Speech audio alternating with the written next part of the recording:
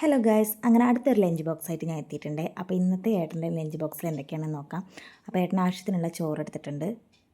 ചോറിൻ്റെ കൂടെ നല്ല അസൽ ചീരപ്പേരി ഉണ്ടായിരുന്നു കേട്ടോ. അപ്പോൾ ചീരപ്പേരിയും വെച്ചിട്ടുണ്ട്. പിന്നെ നമ്മൾ നല്ല അയില വറുത്തത് ഉണ്ടായിരുന്നു. ഏട്ടൻ അങ്ങനെ നടുക്കഷ്ണം അല്ലെങ്കിൽ വാൽക്കഷ്ണം അത് മാത്രമേ കഴിക്കുള്ളൂ കേട്ടോ. മുള്ളു ഓവറായിട്ടുള്ള തലയുടെ ഭാഗമൊന്നും അങ്ങനെ കഴിക്കാറില്ല. അപ്പോൾ അതുകൊണ്ട് തന്നെ 2 വാൽക്കഷ്ണം വെച്ചിട്ടുണ്ട്. അങ്ങനെ ഏട്ടൻ്റെ ചുറ്റുപാത്രം റെഡിയാക്കിയിട്ടുണ്ട്. പിന്നെ കറി ഞാൻ സെപ്പറേറ്റ് ഒരു പാത്രത്തിലാണ് ഉണ്ടാക്കുന്നത്. ഇന്ന് ചീര തന്നെയാണ് കറി. ഒരുപാട് എടുത്ത് വെച്ച് കഴിഞ്ഞാൽ അതിൻ്റെ ടേസ്റ്റ് പോകും എന്നുള്ളത് കൊണ്ട് തന്നെ ഇന്ന് കറിയും വെച്ചു ഉപ്പേരിയും വെച്ചു കേട്ടോ. അപ്പോൾ അത് ചീര നല്ല പരിപ്പൊക്കെ ഇട്ട് തേങ്ങ അരച്ച് വെച്ച കറിയുണ്ട്. അപ്പോൾ അത് ഒരു പാത്രത്തിലാക്കിയിട്ടുണ്ട്.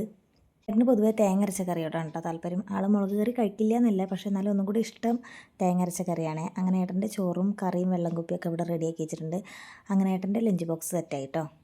അടുത്തത് ശ്രീകുട്ടിയുടെ നോക്കാം. ആൾക്കിന്ന് ചീരപ്പേരി മതി എന്ന് പറഞ്ഞിട്ടുണ്ടായിരുന്നു. അപ്പോൾ ചീരപ്പേരി ഞാനിതൊരു പാത്രത്തിലാക്കി കൊടുക്കുന്നുണ്ട്. ഇത് മുഴുവൻ കഴിക്കുമെന്നൊന്നും ഉറപ്പില്ല, എന്നാലും എല്ലാവർക്കും കൊടുക്കാൻ വേണ്ടിയിട്ട് കുറച്ചധികം വെച്ച് കൊടുക്കുന്നുണ്ട് കേട്ടോ. അങ്ങനെ ആളുടെ പ്ലേറ്റും പിന്നെ ചീര ഉപ്പേരിയും വെള്ളം ഒക്കെ റെഡിയാക്കി വെച്ചിട്ടുണ്ട്. അങ്ങനെ ആളുടെയും സെറ്റായിട്ടുണ്ട് കേട്ടോ. അപ്പോഴേക്കും ഏട്ടൻ പോവുകയാണ്. അപ്പോൾ ഇന്നത്തെ വീഡിയോ ഇത്രയേ ഉള്ളൂ.